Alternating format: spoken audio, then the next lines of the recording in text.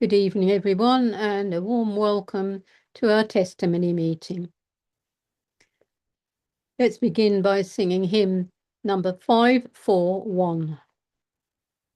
O God, my friend and guardian, in all my time of need, I yield me to your guiding and follow where you lead. No shadows of the darkness will dim the light you send, and night becomes the morning by your divine command. Hymn number 541.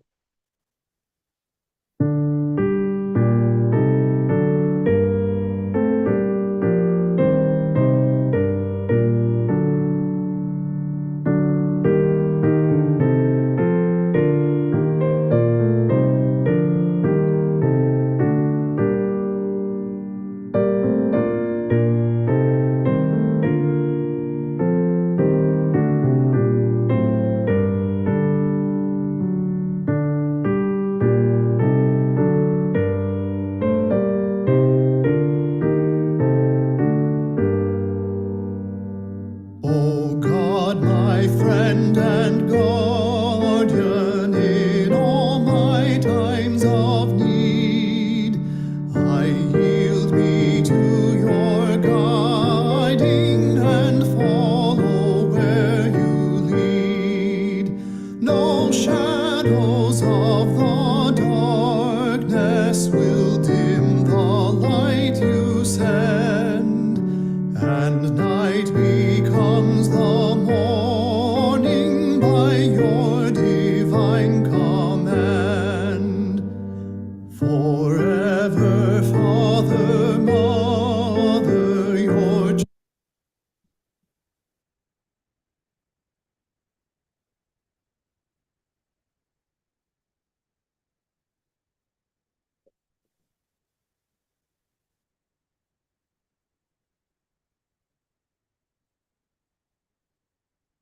children everywhere are cherished in your loving, your kind, your perfect care.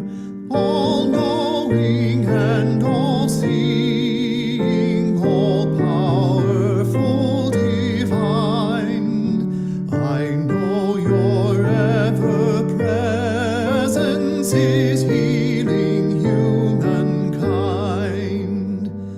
You sent your Son as Savior, that joy and health increase.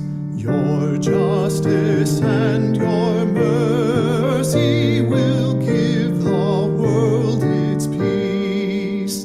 And when I humbly listen, I know my guide is wise.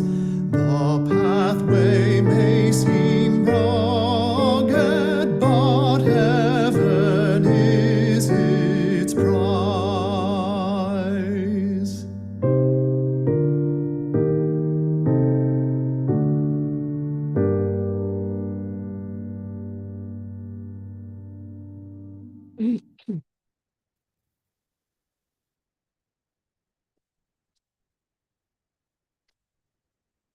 The subject of this evening's reading is Yielding to Christ Truth. And I'm going to begin by reading from the King James Version of the Bible. Romans. Know ye not that to whom ye yield yourselves servants to obey, his servants ye are to whom ye obey, whether of sin unto death, or to obedience unto righteousness. Acts. And Saul, yet breathing out threatenings and slaughter against the disciples of the Lord, went unto the high priest, and desired of him letters to Damascus, to the synagogues, that if he found any of this way, whether they were men or women, he might bring them bound unto Jerusalem. And as he journeyed, he came near Damascus, and suddenly there shined round about him a light from heaven. And he fell to the earth, and heard a voice saying unto him, Saul, Saul, why persecutest thou me? And he said, Who art thou, Lord? And the Lord said, I am Jesus, whom thou persecutest. It is hard for thee to kick against the pricks. And he, trembling and astonished, said, Lord, what wilt thou have me to do? And the Lord said unto him, Arise and go into the city, and it shall be told thee what thou must do. And the men which journeyed with him stood speechless, hearing a voice, but seeing no man. And Saul arose from the earth, and when his eyes were opened, he saw no man. But they led him by the hand and brought him into Damascus. And he was there 3 days without sight, and neither did eat nor drink. And there was a certain disciple at Damascus named Ananias. And to him said the Lord in a vision, Ananias. And he said, Behold, I am here, Lord. And the Lord said unto him, Arise and go into the street which is called Straight, and inquire in the house of Judas for one called Saul of Tarsus. For behold, he prayeth, and hath seen in a vision a man named Ananias coming in and putting his hand on him, that he might receive his sight. Then Ananias answered, Lord, I have heard by many of this man how much evil he hath done to the saints at Jerusalem. And here he hath authority from the chief priests to bind all that call on thy name. But the Lord said unto him, Go thy way, for he is a chosen vessel unto me, to bear my name before the Gentiles and kings and the children of Israel. For I will show him how great things he must suffer for my name's sake. And Ananias went his way and entered into the house, and putting his hands on him, said, Brother Saul, the Lord, even Jesus, that appeared unto thee in the way as thou camest, hath sent me, that thou mightest receive thy sight, and be filled with the Holy Ghost. And immediately there fell from his eyes as it had been scales, and he received sight forthwith, and arose and was baptized. And when he had received meat, he was strengthened. Then was Saul certain days with the disciples which were at Damascus, and straightway he preached Christ in the synagogues, that he is the Son of God. I'm now going to read from Science and Health with Key to the Scriptures by Mary Baker Eddy. Saul of Tarsus beheld the way, the Christ or truth, only when his uncertain sense of right yielded to the spiritual sense, which is always right.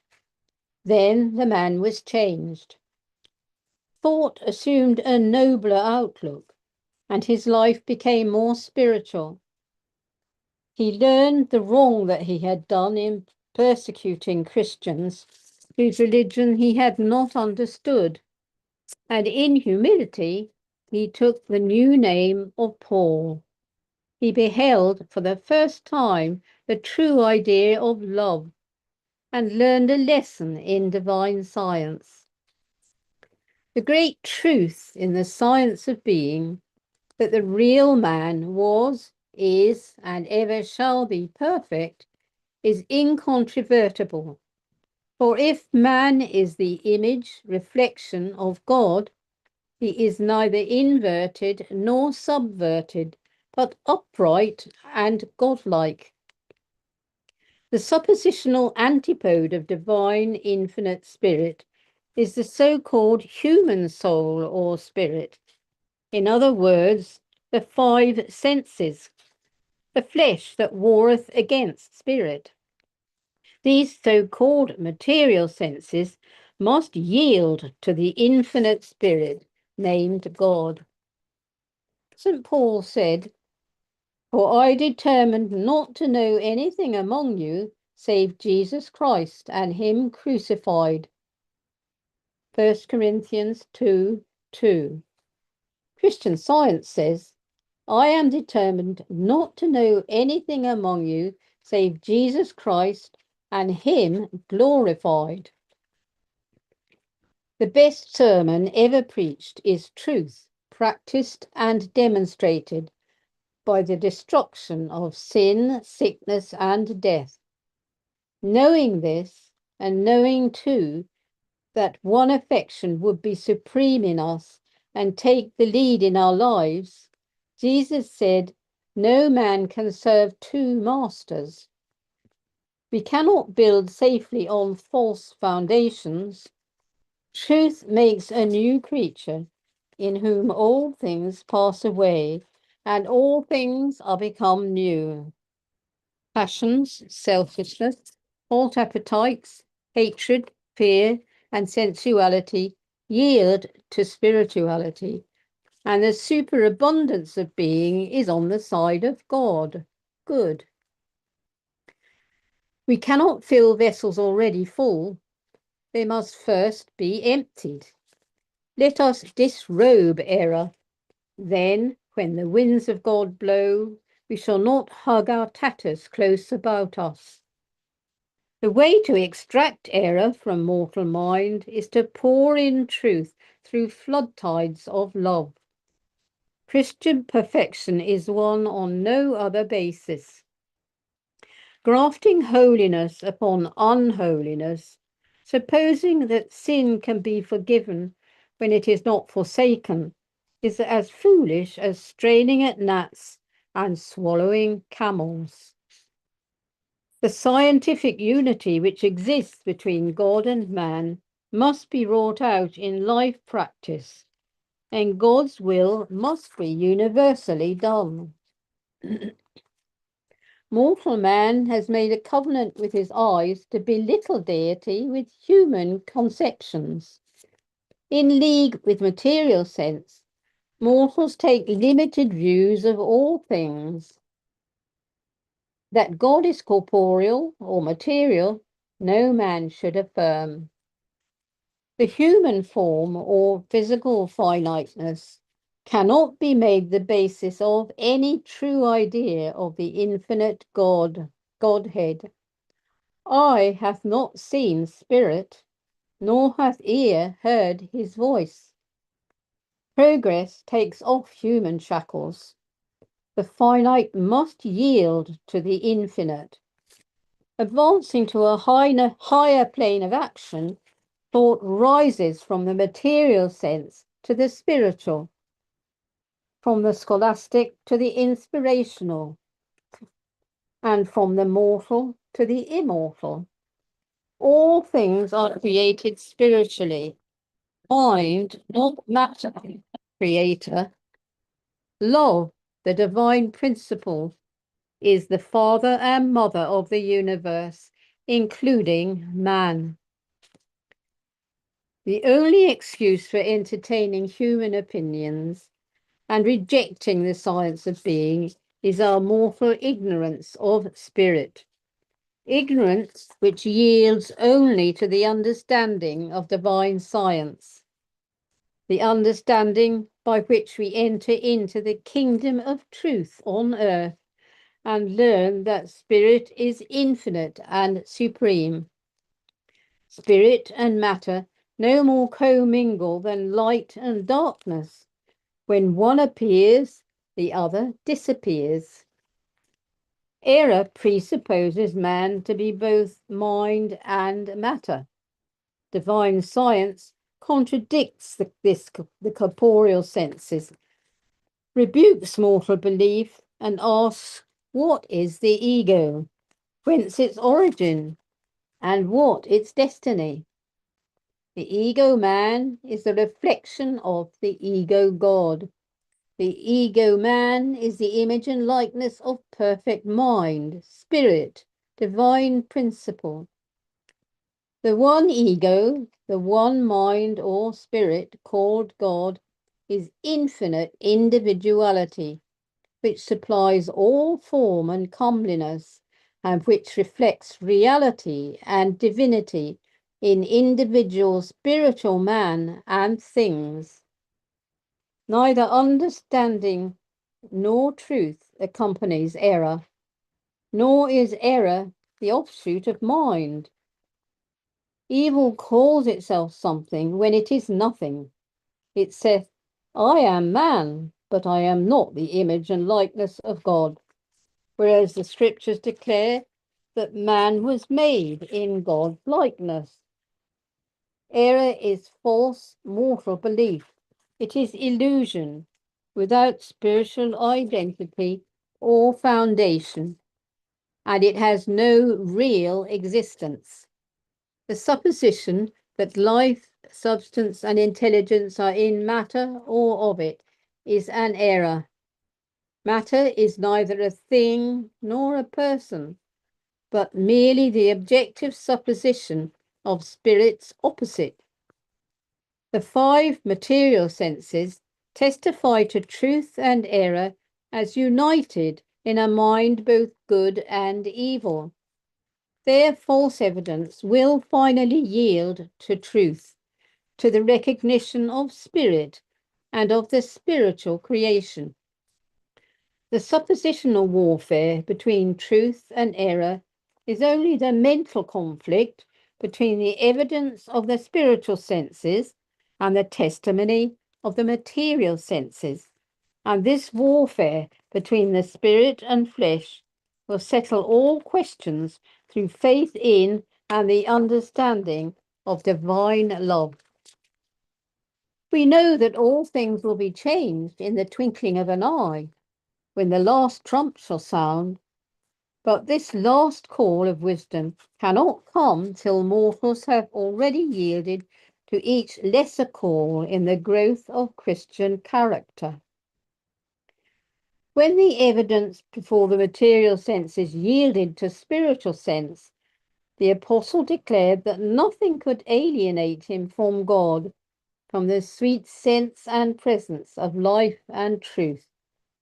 It is ignorance and false belief based on a material sense of things which hides spiritual beauty and goodness. Understanding this, Paul said, neither death nor life, nor things present, nor things to come, nor height, nor depth, nor any other creature shall be able to separate us from the love of God.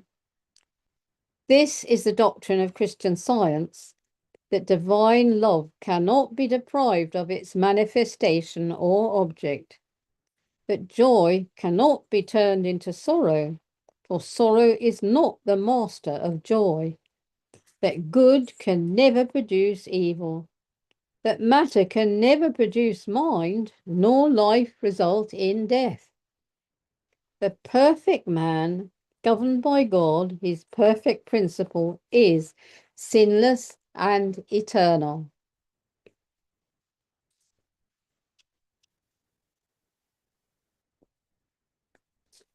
Now let's have a few moments of silent prayer and then repeat the Lord's Prayer together.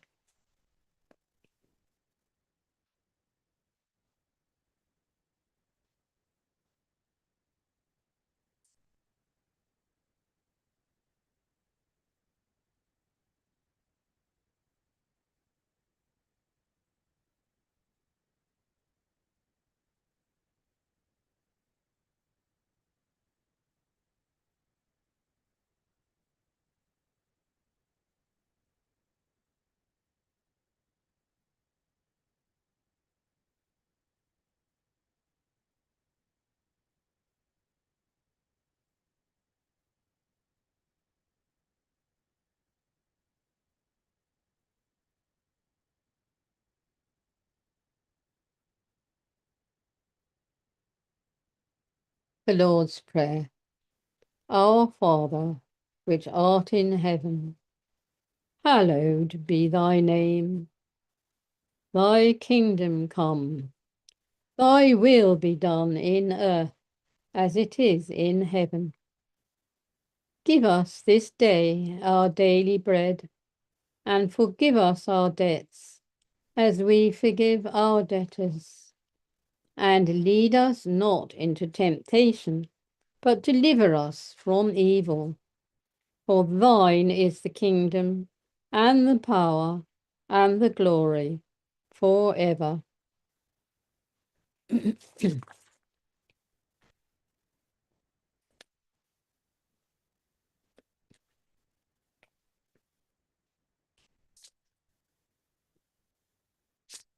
Time for our next hymn, number 112.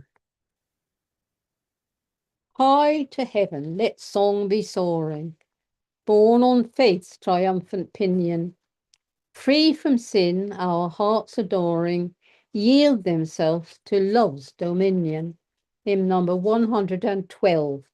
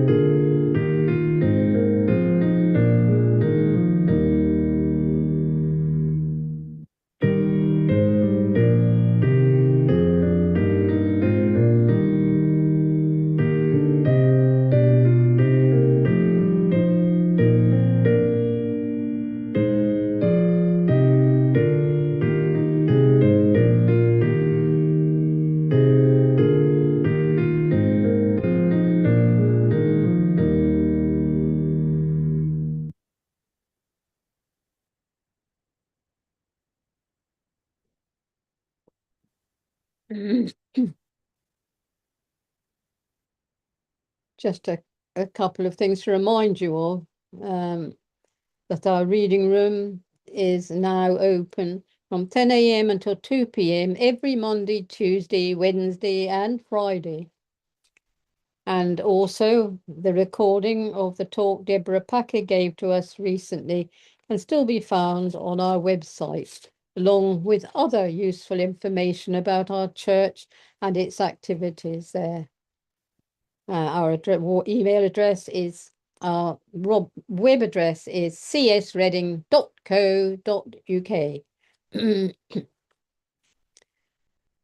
And now it's a time to share inspirations, healings, and remarks on Christian Science. Don't forget to unmute yourself by pressing the appropriate icon on the screen, or by pressing star followed by 6 if you are on the telephone. And don't forget to mute yourself after you have finished speaking. So now the meeting is open for your testimonies and contributions.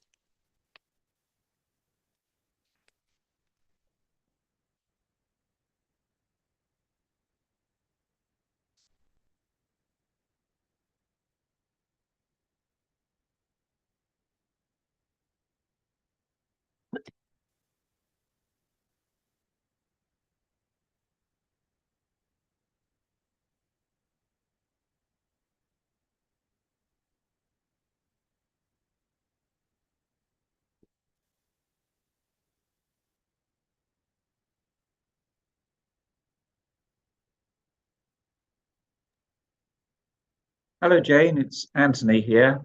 Hello, Anthony. I had a lovely experience the other morning, which I'd like to share. We have, and thinking about it now, I realize it fits very well with the theme of yielding to Christ.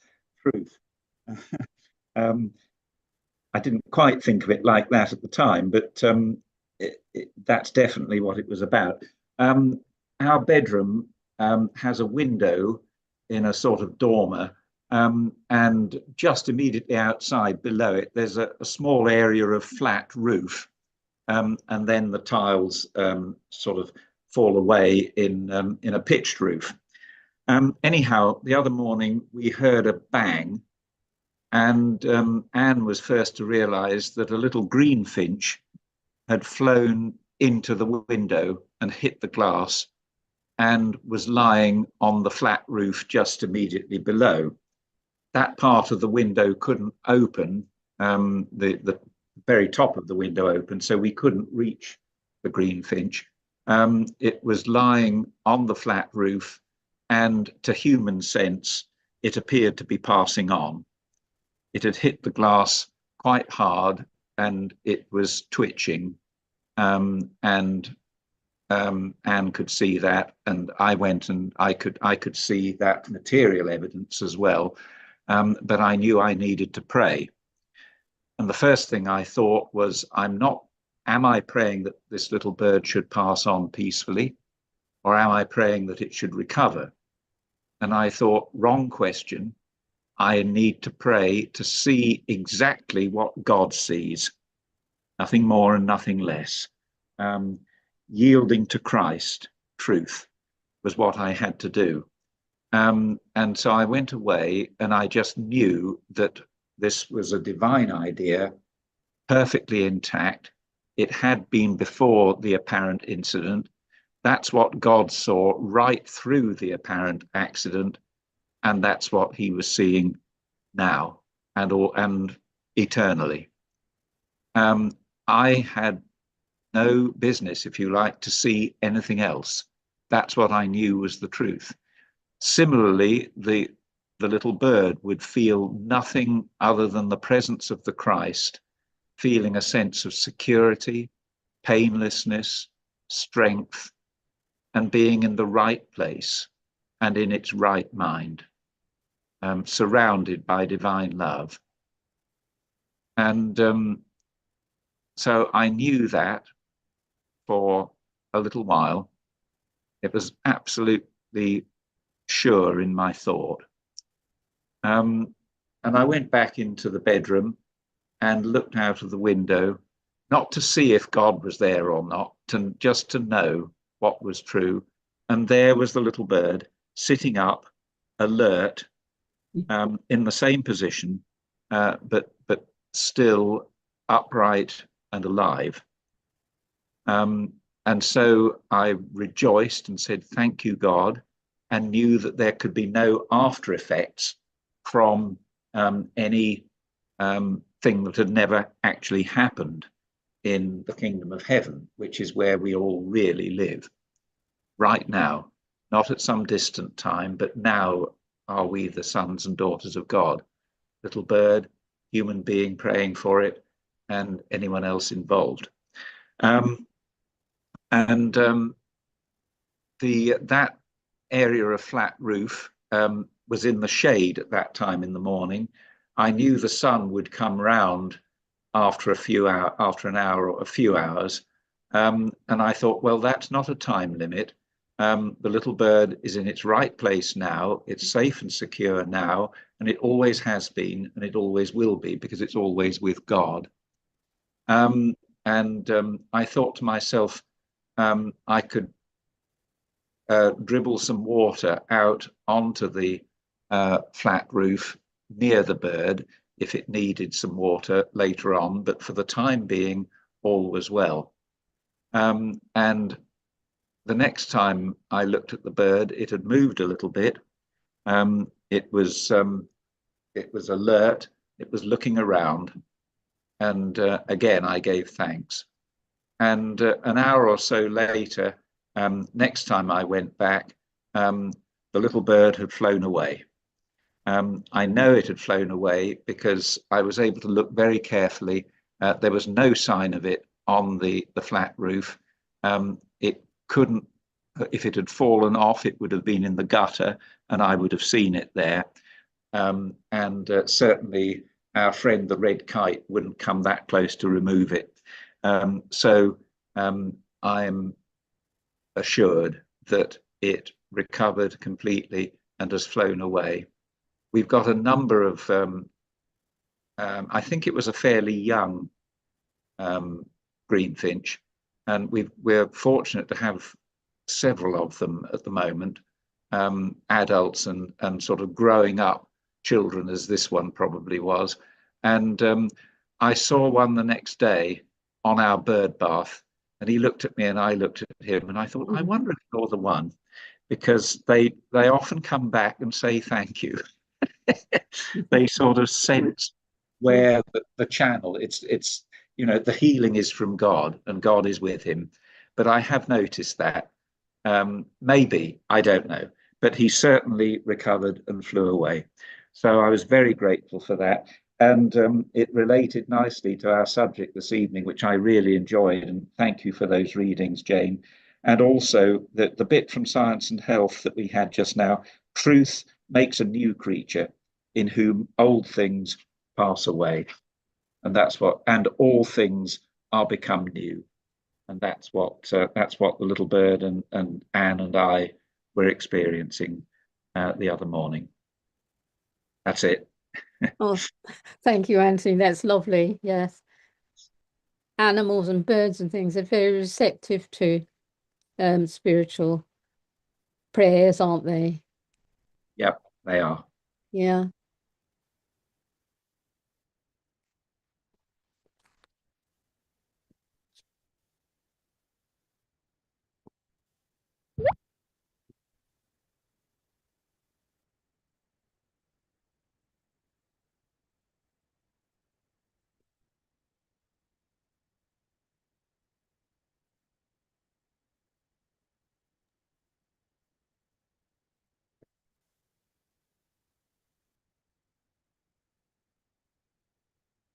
Jane, there's a chat I've just noticed from Sarita, who kindly says, thank you, that was beautiful. So I just read it out because not everyone will be able to read it if they're on the phone. Thank you, Sarita. Thank you. Yes, I saw something there and then it disappeared. Oh, right. So thank you for reading it out. That would be good. Thank you, that was beautiful, she said. Yeah, that's it.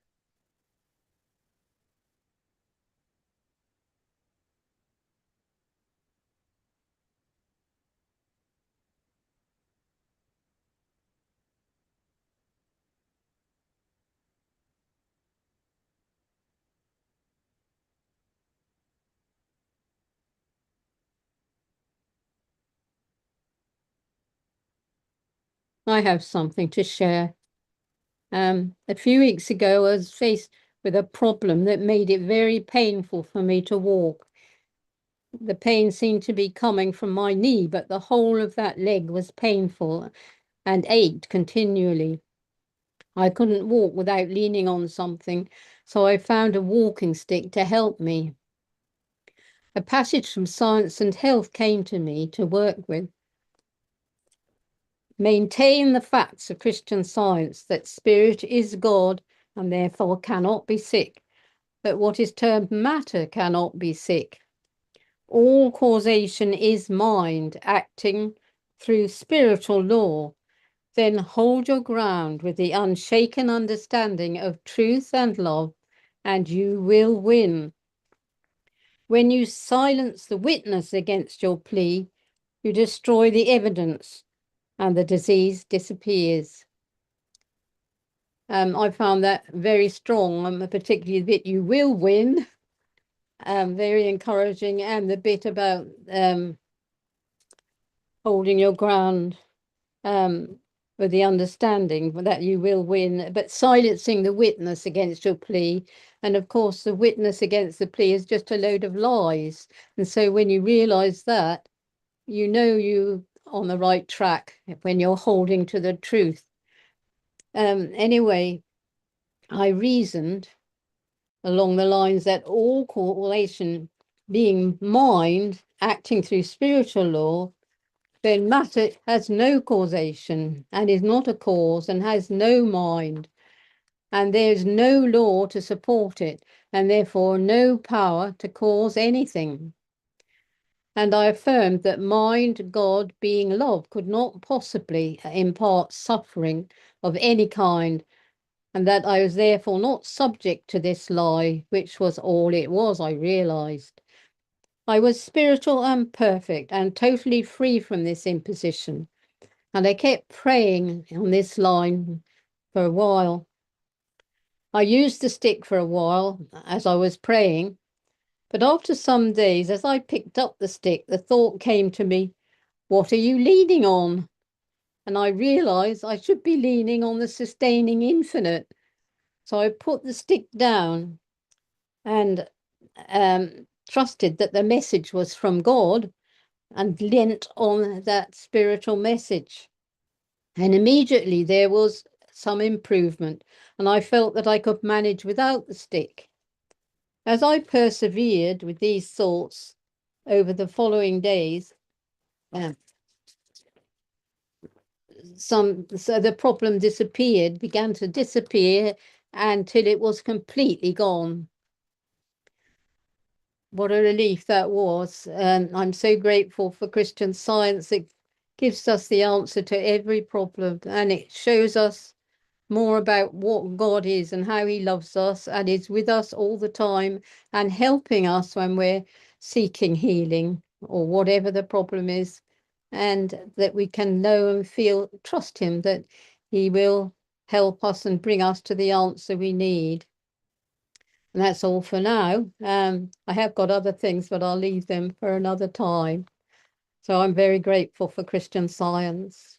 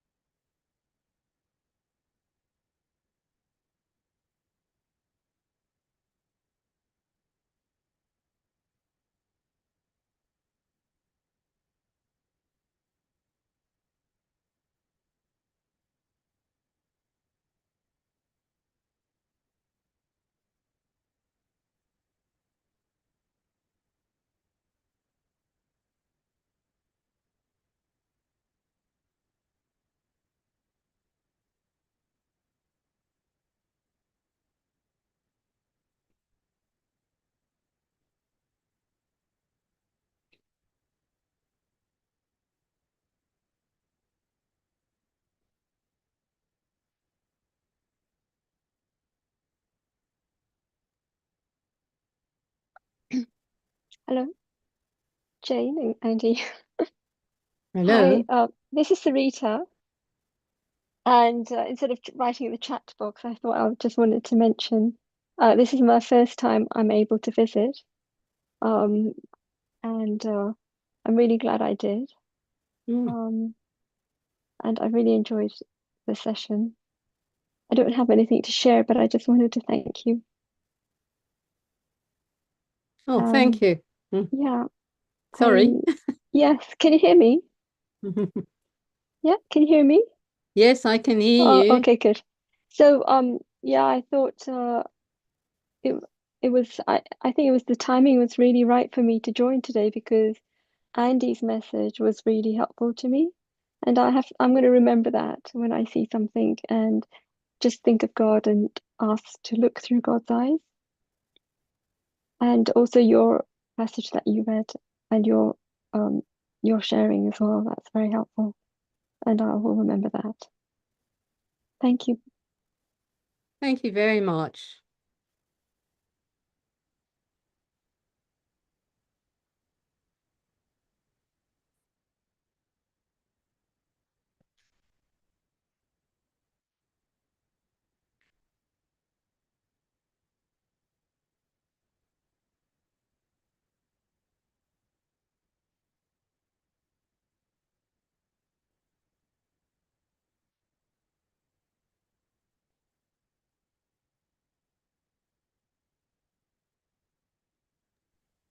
I very much appreciate the story of Saul in the process of becoming Paul, as you read it in the readings today, Jane.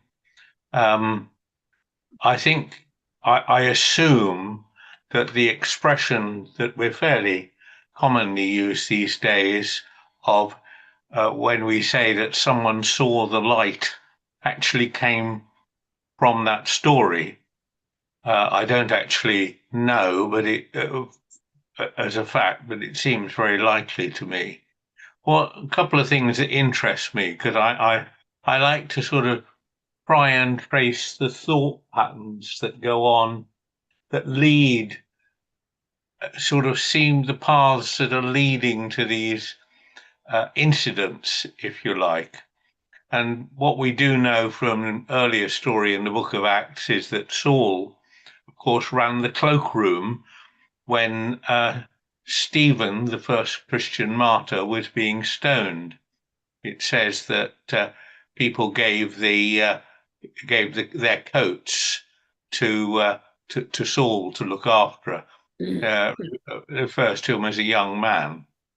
Now, nobody quite knows, or at least I don't, the time scales involved. But I think what is so interesting is that, of course, on the road to Damascus and in Damascus itself, Saul basically did a 180-degree turn. He turned around completely to face in the other direction. And what I think is so fascinating is that when he reached the other direction, you can argue that having been brought up as a very strict Jew, I think he was a Pharisee, and had been taught by a very well-known and reputable teacher, he became arguably the most liberal Christian in the early church. This, of course, did cause some conflict, but nevertheless, he was instrumental in realizing that Christianity, the teachings of Jesus, were for the whole world and not just for adherence to a particular religion or culture. And so we need to be very grateful. But as I say, I don't spend too much time on this, but it's interesting to sort of think about how the leaven worked in his thought from that point where he was looking after the coats to through obviously being very active in persecuting the Christians, right up to the point and beyond where he quite literally saw the light. But what strikes me particularly is that he was both literally on a journey and he was on a mental journey. He was a seeker after truth. He was looking for the truth and respecting the truth more than any other thing, certainly more than any dogmatic teaching. And isn't there a lesson there for all of us? Not that I'm accusing anything of anybody, but anybody of anything, but sometimes I think I can get a little bit bogged down in the dogma or routines or whatever it is. And I think it's interesting. It mentions in the story that that the people who were accompanying him heard the voice. They didn't see the light, either literally or perhaps in quite understanding what it was what he was beginning to grasp, but they heard the voice. And I'd love to know what they went on to do. Did they follow him into the early church or what? I've no idea, and we never will know. But I just like to speculate on that kind of thing. But the line of thought that stretches right back to the beginning and carries on through Ananias. I mean, gosh, how would we react if we got this message to go to to see someone who we regarded as the principal opponent of our religious teaching, Ananias's obedience, and so on. Anyway, I'm going to cut it short now, but I just think it is such a story, and as you touched on in the theme for the readings, the yielding to the Christ and truth, very powerfully illustrated in that story. And many thanks for it. Thank you, John.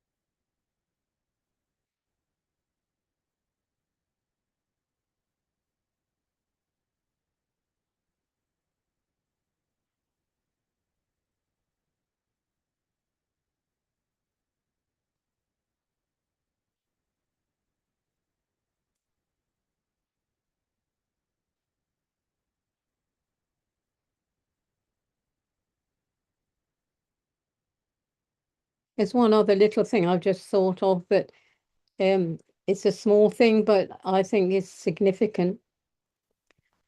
My husband David and I love our garden, and I can't do much gardening at the moment, but when I do manage to get round, I pull up the occasional easy to pull up weed, and pull the heads off the dandelions before they go to seed and things like that.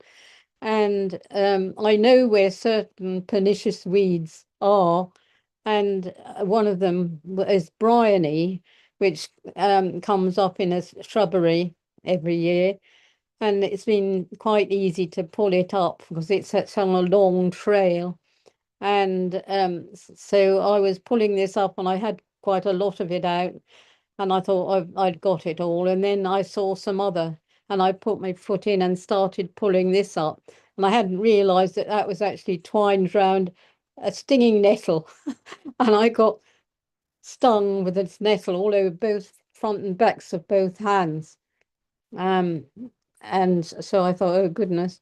And so I began praying about that, the stinging sensations, and saying that because I always know that God never made anything harmful.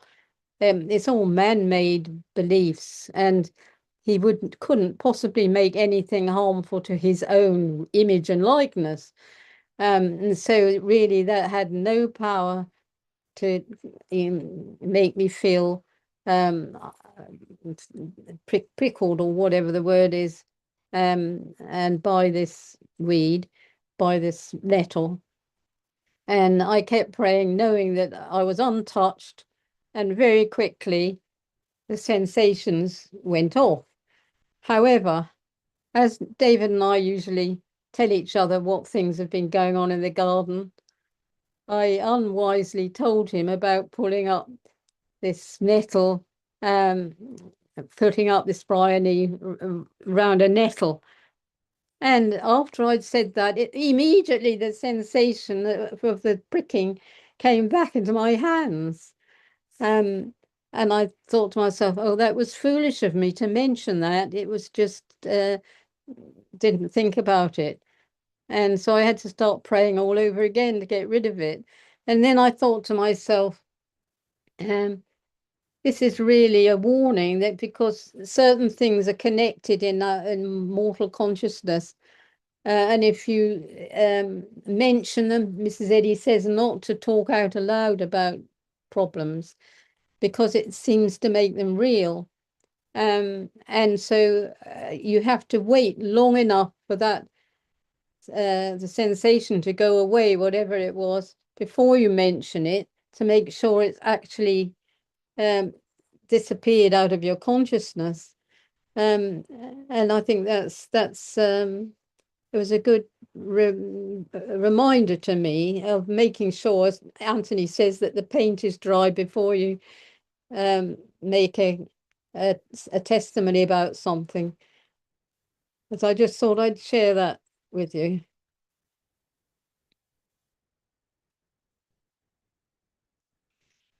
Anybody else got anything?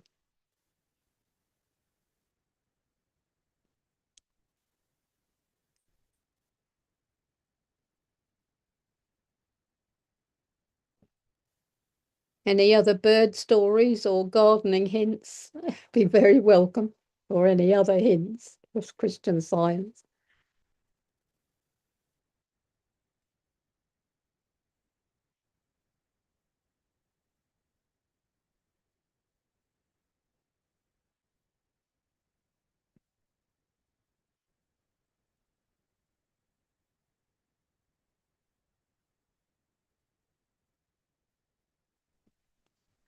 Hello, it's Lorna.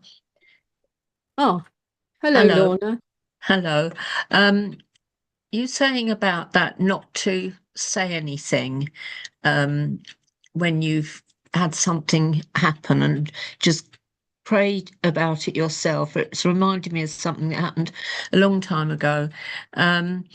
And it was while I was in my work, and I'd gone to a house to check out the staff that were cleaning it. And as I went down the banister away from it, my fingernail got caught in a splinter on the wood, and it really hurt me. And when I got to the bottom of the stairs in this house, I looked at my finger, and halfway down the nail had lifted and ripped right in half across. And it was very, very painful, and I was quite shocked. It was still sealed at the side. It was still joined onto the finger at the right hand side of the nail. I pressed it back on, and I pressed it tight. And I left the team that were there, and I went back to my car and had to drive back to the office. But I stood by the car for a little while first, just pressing my thumb on that nail and declaring the truth. And immediately we've got such a richness of things that we have learnt and been brought up on. Accidents are unknown to God. And I was just saying that over and over. Well, I think I wrapped a hanky round it and managed to drive. It was on my right hand, but I drove back. And then when I got to the office, I put a plaster around my fingernail. And I thought, I'm not going to look at it. The pain subsided. Over the next 3 days, I didn't look at it. If the plaster got wet, I would just take it off without looking at the nail at all and wrapping it round again. And my little girl said to me, Mummy, what have you done? I said, oh, it's nothing. She said, it's got to be something if you got a plaster on like that. I said, it's all right, it's nothing. Then I think about the 4th day, my finger had got wet in the washing up bowl and the plaster was wet, and I thought I must take it off now anyway. I took it off, and when I looked, you wouldn't have known anything had happened to that finger or that nail. It was perfect. There was no mark on it at all. And that really, it stunned me a little bit. I was so surprised and so grateful that it was so perfect. But the thing was, I had not talked about it. I wouldn't say, oh, my nail got torn, it hurt me, I knew the truth. I didn't say anything. I said it was nothing. And that really, it was holding steadfastly. It was a small thing, but it was holding steadfastly. And it's a healing that I remember. And I do remember, it's the first healing that I remember, being a small child. And I think I probably would have been about 6 years old, and having a big pain in my chest and crying with it and going to bed. And my mum was sat by the bed and she was singing Mrs. Eddy's hymns. And then after a while, I suppose it was quite late, I must have been asleep. And I opened my eyes and she was still sitting by the bed. And she said, "You've been asleep. And do you know what? While you've been asleep, I've been in the kitchen and I've finished the washing up and I've come back and sat here." But she'd been singing "Oh Gentle Presence" to me. The pain had gone then and I was able to sleep all right. Well, the next day my father said, you will have to have the doctor. And because we'd never had the doctor, I don't think. And he said, "We have to have the doctor." He said, my mother died of heart trouble. Well, I had to put a best frock on so that the lady doctor could come and examine me. I was perfectly okay. But the point is, what I remember about it was her love, and whatever fear she felt, she quietened that. And she was singing Mrs. Eddy's hymns to me. And that's the first healing that I actually remember. So these things do stay with us, and they do encourage us when we get difficulties at other times. So thank you for saying about the nettle and the importance of not going over things again. Yes, so that's two healings that I remember very well, especially the finger. Yes. So I'm very grateful, because when we hear other testimonies, they encourage us later on. You can remember testimonies from testimony meetings from years ago, and you recall them sometimes, and they're an encouragement to us. So I'm very grateful for our testimony meetings. Even if we can't be present in person, we can be together online, which is a marvellous thing, really. So thank you so much. Thank you very much, Lorna. That's lovely.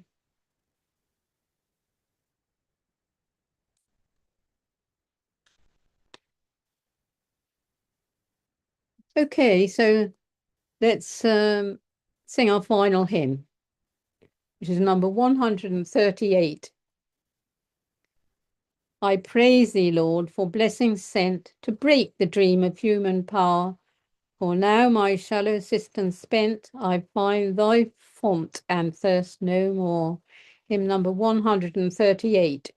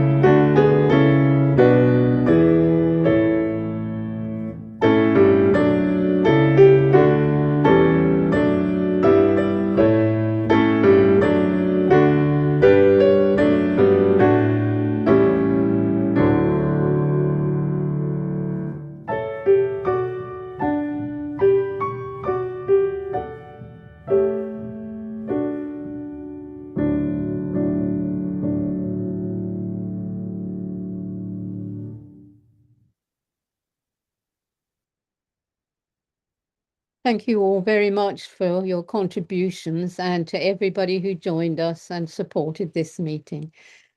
So I wish you all good night.